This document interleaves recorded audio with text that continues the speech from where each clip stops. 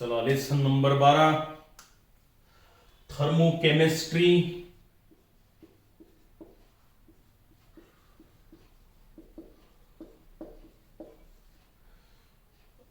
आपल्याला आता थर्मोडायनामिक्स कडून थर्मोकेमिस्ट्रीकडे जायचं आहे. आतापर्यंत आपण जवळजवळ 11 पार्ट या थर्मोडायनामिक्सचे पाहिलेले आहेत. आता हे थर्मोडायनामिक्स आपल्याला रासायनिक अभिक्रियेला अप्लाय करायचं आहे. आता केमिकल रिॲक्शन मध्ये आपण पहिलेच डेफिनेशन घेतलेली आहे थर्मोडायनामिक्सची. काय? Thermodynamics, it is the branch of chemistry which deals with the heat changes, or it is the branch of chemistry which deals with the quantitative relationship in between heat and other form of energy like kinetic energy, potential energy, mechanical energy. ही झाली मूळ definition. बरोबर आहे. थोडक्यात आपण heat एनर्जीचा इतर energy सोबत जे relation आहे त्याचा अभ्यास थर्मोडायनामिक्स मध्ये करतो. आता केमिकल रिॲक्शन मध्ये देखील काय होतं, एकतर हीट एनर्जी बाहेर पडते किंवा हीट एनर्जी ऍब्सॉर्ब तरी होते. म्हणजे थोडक्यात हीटचा संबंध आला मग थर्मोडायनामिक्स आलंच इथे पण. मग आता काय होतं बघा, रासायनिक अभिक्रियेमध्ये जे काही हीट चेंजेस होतात त्यालाच आपण हीट म्हणजे एन्थाल्पी म्हणतो. आता एन्थाल्पी चेंजेस होतात त्याचा अभ्यास करणारी जी ब्रँच आहे आता थर्मोडायनामिक्सची, त्याला म्हणायचं आहे थर्मोकेमिस्ट्री. मग याची व्याख्या तयार करू आपण. Thermochemistry it is the branch of thermodynamics. Thermochemistry, it is the branch of thermodynamics which deals with heat changes, that is enthalpy changes, which takes place during the physical or chemical transformation called as a thermochemistry. ही अशी थर्मोडायनामिक्सची branch आहे की ज्याच्यामध्ये अभ्यास केला जातो कशाचा? Enthalpy चेंजेसचा. म्हणजेच काय? हीट चेंजेसचा अभ्यास केला जातो. कुठे भौतिक बदल असेल म्हणजे फिजिकल चेंज असेल एखादा, किंवा केमिकल चेंज असेल रासायनिक बदल असेल, तर ज्या फिजिकल चेंजेसमध्ये केमिकल चेंजेसमध्ये जे एन्थाल्पी चेंजेस घडून येतात, जे हीट चेंजेस घडून येतात त्याचा अभ्यास करणारी ब्रँच म्हणजे थर्मोकेमिस्ट्री. मग आता व्याख्या, it is the branch of thermodynamics which deals with the enthalpy changes means delta H. enthalpy change म्हणजेच delta H म्हणजेच काय?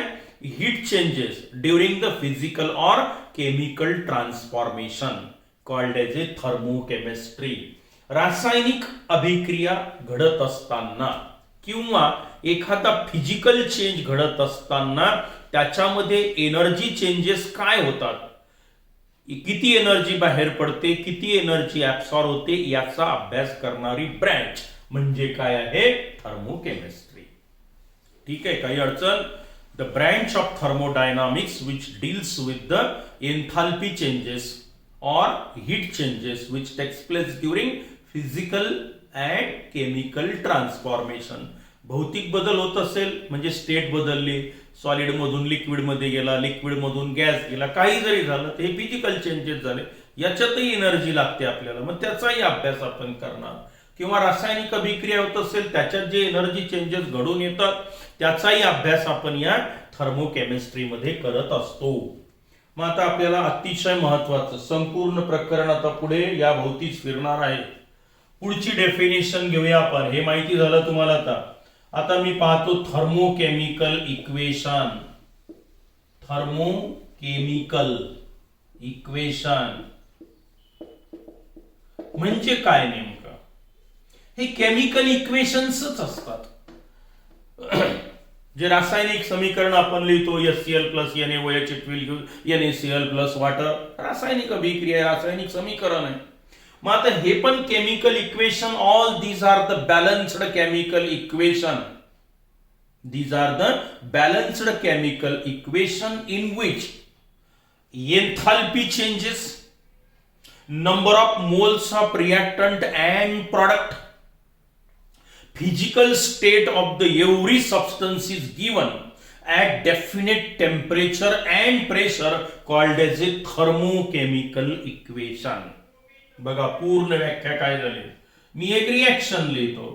Methane plus twice O2 it will give the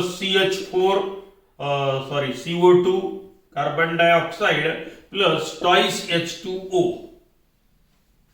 एक कार्बन 4 ऑक्सिजन आहे. 2 इथे आले 2 इथे आले 4 हायड्रोजन. ही बॅलन्स्ड केमिकल इक्वेशन झाली. त्याला काय म्हणतो आपण? Balanced chemical equation. रिएक्टंटचे ऍटम्स प्रॉडक्टचे ऍटम्स सगळे सारखे दिसतात, बॅलन्स्ड स्टेट मध्ये आहे. हे झालं केमिकल इक्वेशन. याला तुम्ही थर्मोकेमिकल इक्वेशन म्हणणार नाही. थर्मोकेमिकल इक्वेशन मध्ये आपल्याला काय काय दिलेलं असतं? तो म्हणतो 3 गोष्टी, 3 नाही 5 गोष्टीचा अर्थबोध होत असतो. 5 गोष्टी इथे जास्तीच्या मेन्शन केल्या तर याच बॅलन्स्ड केमिकल इक्वेशनला मी काय म्हणणार आहे? Thermochemical equation. कोणत्या कोणत्या 5 गोष्टी दिलेल्या असतात? तर तो म्हणतो फिजिकल स्टेट, स्टँडर्ड स्टेट काय असते रिएक्शन मध्ये त्याची. जसं मिथेन गॅसियस स्टेट मध्ये आहे, हा ऑक्सिजन गॅसियस स्टेट मध्ये आहे, हा CO2 गॅसियस स्टेट मध्ये असतो आणि रूम टेम्परेचरला वॉटर हे लिक्विड स्टेट मध्ये असतं. बघा प्रत्येक रिएक्टंट आणि प्रॉडक्टच्या मी फिजिकल स्टेट लिहिलेल्या आहेत. बरोबर आहे. त्यानंतर किती टेम्परेचर किती प्रेशरला यामध्ये किती अमाऊंट ऑफ हीट एनर्जी बाहेर पडते त्याचाही उल्लेख केलेला असतो. -890 किलो जूल. मायनस म्हणजे बाहेर पडणे एनर्जी. ही एवढी एनर्जी थोडक्यात रिएक्शन घडत असताना बाहेर पडते. हा डेल्टा एच याला म्हणता तुम्ही एन्थाल्पी चेंजेस म्हणजेच हीट चेंजेस. एवढी एनर्जी बाहेर पडली. पॉझिटिव्ह असेल तर एवढी एनर्जी घेतली. म्हणजे जिथे तुम्हाला एन्थाल्पी चेंजेसचा अर्थबोध होतो, प्रत्येक पदार्थाची स्टेटचा अर्थबोध होतो आणि हे इन टर्म्स ऑफ मोल्स असतं. 1 मॉलिक्यूल 2 मॉलिक्यूल असा त्याचा अर्थ नाही. हे काय झालं? 1 मोल मिथेन हे 2 मोल ऑक्सिजन सोबत कंबाईन होऊन राहिलेले आहेत. त्याच्यापासून 1 मोल कार्बन डायऑक्साइड तयार झाला आणि 2 मोल लिक्विड वॉटर तयार झालं. 1 मोल म्हणजे काय? कार्बन 12 16 ग्रॅम तुम्ही आता इथे मिथेन घेतला. 1 मॉलिक्यूल घेतला का नाही? किती मॉलिक्यूल घेतले? 1 मोल म्हणजे ॲव्होगाड्रोज नंबर एवढे मॉलिक्यूल घेतले इथे. हे 2 मोल ऑक्सिजन आहे. 1 मोल म्हणजे 32 ग्रॅम, 2 मोल म्हणजे 64 ग्रॅम आणि त्याच्यापासून मग हा 1 मोल कोण तयार झाला? कार्बन डायऑक्साइड आणि 2 मोल हे लिक्विड वॉटर तयार झालं. म्हणजे पहा आता तुम्हाला काय काय दिलेलं आहे? नंबर ऑफ मोल्स दिलेले आहेत, किती एनर्जी बाहेर पडते ऍब्सॉर्ब होते डेल्टा एच दिलेला असतो, प्रत्येकाची फिजिकल स्टेट दिलेली असते at definite temperature and pressure. आता ही रिएक्शन किती टेम्परेचरला घडून आणलेली आहे तुम्ही ते पण दिलेलं असतं आणि दिलेलं नसेल तर ते असतं ऍट 298K म्हणजे room temperature and 1 bar pressure which is nearly equal to 1 atmosphere. 1 bar नाही, थोडा फरक आहे पण आपण अप्रॉक्सिमेटली सेम घेऊया. मग बघा टेम्परेचर दिलेलं आहे, प्रेशर दिलेलं आहे, प्रत्येकाची स्टेट दिलेली आहे, नंबर ऑफ मोल्स दिलेले आहेत आणि रिएक्शन मधून किती अमाऊंट ऑफ एनर्जी बाहेर पडते किंवा ऍब्सॉर्ब होते हे दिलेलं आहे. म्हणजे बघा ह्या 5 गोष्टी तुम्हाला दिलेल्या असतात. प्रत्येकाची स्टेट, प्रत्येकाचे मोल्स, एनर्जी चेंजेस, किती टेम्परेचरला किती प्रेशरला. आता मात्र खऱ्या अर्थानं हे झालं थर्मोकेमिकल इक्वेशन. बरोबर आहे. मग अर्थात याचे हे दिलेलं नसेल तरी हे आता आपण पाठच करून टाकायचं की व्हॅल्यूज दिलेल्या असतील तर ठीक, नसतील दिलेल्या तर रूम टेम्परेचर 298K आणि 1 ॲटमॉस्फेरिक प्रेशरला ह्या व्हॅल्यूज आहेत. एवढं यालाही तुम्ही म्हणू शकता थर्मोकेमिकल इक्वेशन. आता डेफिनेशन कळते का पहा. काय झाली definition?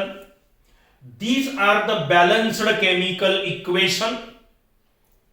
These are the balanced chemical equation in which heat changes, that is energy changes, physical state of reactant and product, and the number of moles of reactant and products are given. at definite temperature and pressure called as a thermochemical equation. ही झाली याची व्याख्या.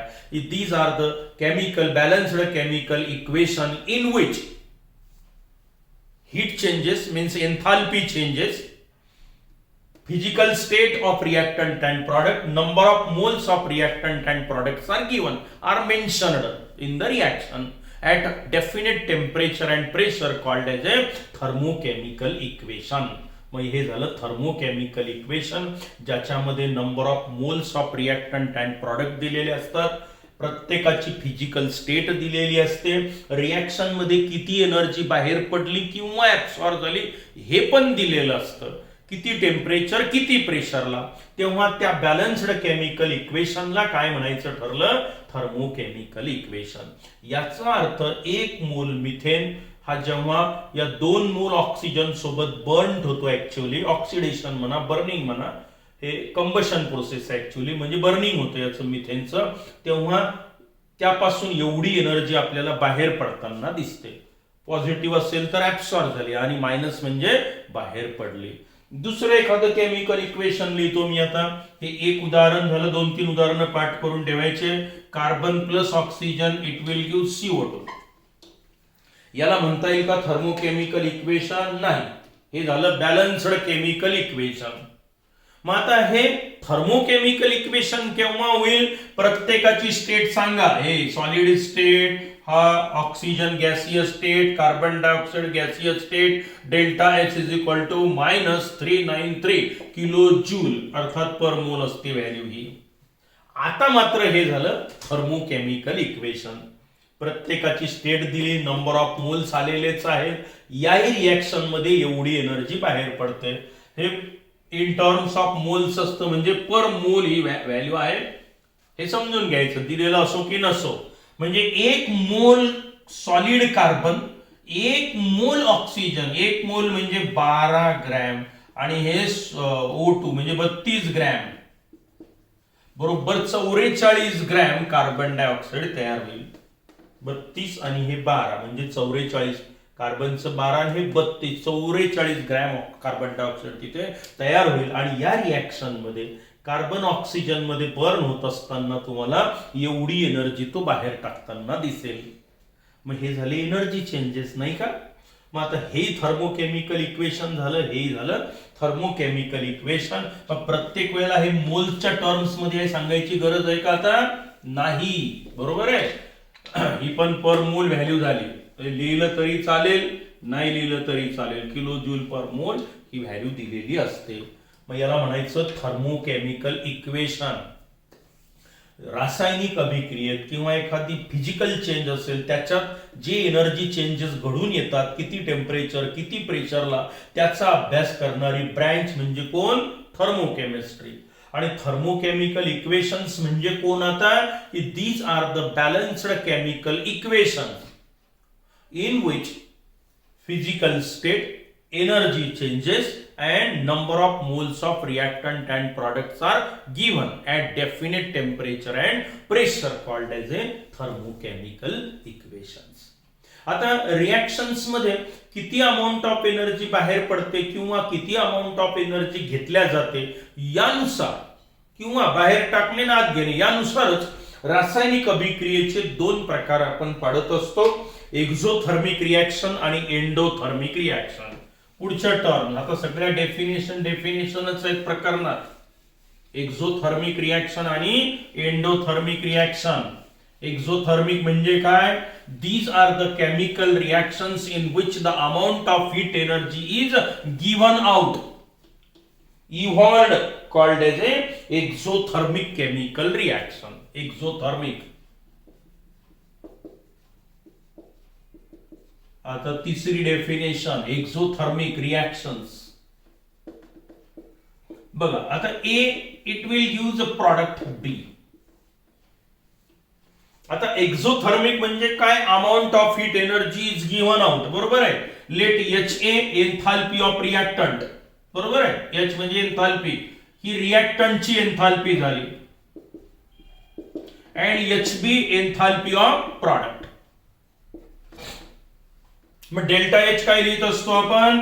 Delta H is equal to final state enthalpy of product minus enthalpy of reactant, बरोबर आहे. म्हणजेच H B minus H A, बरोबर आहे की नाही, हा डेल्टा एच.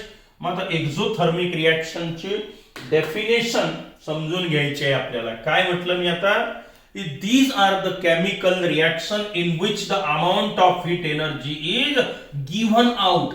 A चं रूपांतर B मध्ये होत असताना एनर्जी बाहेर पडली. मग आता कमी झाली की जास्त झाली, तिकडे गेल्यावर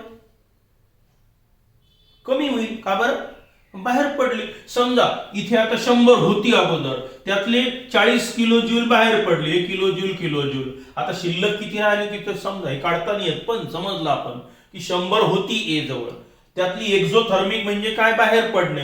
40 किलो जूल बाहेर पडले, शिल्लक किती राहिली आता, 60 किलो जूल शिल्लक राहिली, नाही का. मग काळावर delta H is equal to 60 minus 100, उत्तर काय आलं तुमचं, -40. हे बघा किती एनर्जी बाहेर पडली, 40. मायनस का उत्तर आलं तुमचं, -40, एवढी एनर्जी बाहेर पडली म्हणून. म्हणजे डेल्टा एच काय झाला तुमचा, निगेटिव्ह आहे. का आहे delta H negative, because here enthalpy of reactant is greater than enthalpy of product. विचार करायचा नाही तर थोडासा विचार कसा करायचा, एक्झोथर्मिक मध्ये डेल्टा एच निगेटिव्ह का येतो. सोपी रिएक्शन, ए चं रूपांतर बी मध्ये होताना एनर्जी बाहेर पडली म्हणजे तिकडे कमी झाली. मग लहान संख्येतून मोठी संख्या वजा केली तर उत्तर तुमचं निगेटिव्ह येणार. आणि म्हणून एक्झोथर्मिक मध्ये डेल्टा एच हा नेहमी काय असतो, निगेटिव्ह असतो. Why, because here enthalpy of reactant is greater than enthalpy of product and hence here delta H is negative. मग आता समजलं एक्झोथर्मिक मध्ये आपण डेल्टा एच निगेटिव्ह का लिहितो. मग एक्झोथर्मिकची आता डेफिनेशन कळली तुम्हाला. काय म्हटलं मी, these are the chemical reaction in which the amount of heat energy is given out और इव्हॉल्व्ड. दोन पैकी कोणताही एक शब्द वापरला तरी चालतो, गिव्हन आउट और इव्हॉल्व्ड. फॉर एक्झाम्पल आता ते दोन एक्झाम्पल घ्या. Carbon solid plus oxygen gas, it will give CO2 gas. Delta H is equal to -393 kilo joule per mole. हे झालं आता थर्मोकेमिकल इक्वेशन. सगळ्यांचा अर्थबोध होतो. मोल्स आहे, फिजिकल स्टेट आहे, एनर्जी चेंजेस दिलेले आहेत. मायनस साइन म्हणजे काय, बाहेर पडणे. मग हे उदाहरण कशाचं झालं आता, this is a example of exothermic reaction. किंवा जे आपण अगोदर घेतलं होतं, methane gas plus twice O2 gas, it gives a CO2 gas plus twice H2O liquid. Delta H is equal to -890 kilo joule. म्हणजे काय, एवढी एनर्जी बाहेर पडली म्हणजे ही पण काय झाली आता एक्झोथर्मिक रिएक्शन. काही अडचण. These are the chemical reaction in which the amount of heat energy is given out and hence here enthalpy of product is less than enthalpy of the reactant and hence delta H is always negative. मग ज्या reaction मध्ये delta H negative असतो तेवढी energy बाहेर पडते, त्या reactions काय म्हणायच्या, एक्सोथर्मिक रिएक्शन. दोन पैकी कोणतंही एखादं उदाहरण तुम्ही लक्षात ठेवू शकता, दोन्ही ठेवा. याच्या विरुद्ध रिएक्शन कोणती आता, एंडोथर्मिक रिएक्शन. मग काय होईल आता endothermic reaction,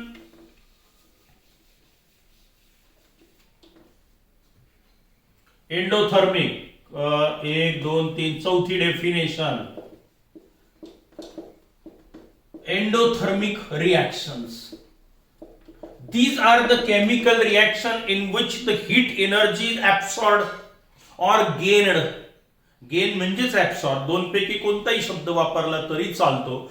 These are the chemical reaction in which the heat energy is absorbed or heat energy is gained by the reactant at given temperature and pressure. जे असेल ते शेवटी called as a endothermic reaction.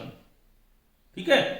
मग exothermic reaction माहिती झाली, endothermic माहिती झाली. For example A, it will gives B. आता ए चं रूपांतर बी मध्ये होताना एनर्जी ऍब्सॉर्ब झाली. हे होतं 100 किलो जूल, याच्यामध्ये मी आता 50 पुन्हा टाकली, ऍब्सॉर्ब झाली. किती तयार झाली, 150 किलो जूल तयार झाली की नाही. आता म्हणजे वाढली की कमी झाली, 100 होती 150 झाली, बाहेरून घेतली 50. मग आता इथे मोठा कोण आहे, enthalpy of product is greater than enthalpy of reactant. मग डेल्टा एच काय होईल, enthalpy of product minus enthalpy of reactant. मोठ्या संख्येतून लहान संख्या वजा करा, म्हणजे हे 100 किती 50 किलो जूल प्लस आली, एवढी एनर्जी रिएक्शननी बाहेरून घेतली. पॉझिटिव्ह आलं plus 50, H B minus H हे enthalpy of product minus enthalpy of reactant. 150 वजा 100 करून टाका, 150 भरले फायनल 100, म्हणजे बाहेरून किती घेतली 50, ही पॉझिटिव्ह आली. 50 पॉझिटिव्ह आहे की नाही. पॉझिटिव्ह म्हणजे काय, मग आता एनर्जी घेणे, आणि निगेटिव्ह म्हणजे काय, एनर्जी बाहेर टाकणे. बरोबर आहे की नाही. मग आता एक्झोथर्मिक आणि एंडोथर्मिक मधला फरक तुमच्या लक्षात आला. Here delta H is always positive. बरोबर आहे. मग सांगा डेफिनेशन काय, हे आकडे महत्वाचे नाही, हे समजण्यासाठी लिहिलं मी. बरोबर आहे. These are the chemical reaction in which amount of heat energy is gained by the reactant during the conversion of product, and hence here as energy is absorbed, energy that is enthalpy of the product is greater than the enthalpy of the reactant, and hence delta H, enthalpy of product minus reactant, it becomes always positive. मग delta H positive असतो endothermic reaction मध्ये. Positive असेल delta H तर तेवढी heat energy absorb झाली, आणि delta H negative असेल तर तेवढी हीट एनर्जी काय झाली, बाहेर पडली. मग आता याचं कमीत कमी एखादं एक्झाम्पल देता आलं पाहिजे आपल्याला. बरोबर आहे. मग बघूया आपण. N2 gas plus twice O2 gas, it will use a twice NO2 gas. Delta H is equal to positive 66.4 kilojoule. पहा बरं याचा अर्थ, 2 nitrogen 2 nitrogen 4 oxygen 4 oxygen physical state दिलेली आहे. Every substance in the reaction is present in a definite physical state. मग या reaction मध्ये एवढी एनर्जी ऍब्सॉर्ब झाली, रिएक्टंटचं रूपांतर प्रॉडक्ट मध्ये होत असताना एवढी एनर्जी ऍब्सॉर्ब झाली, पॉझिटिव्ह आली. किंवा आणखी दुसरं एक्झाम्पल पाहिजे असेल तर, twice solid carbon plus twice hydrogen gas, it will use C2H4 gas ethylene.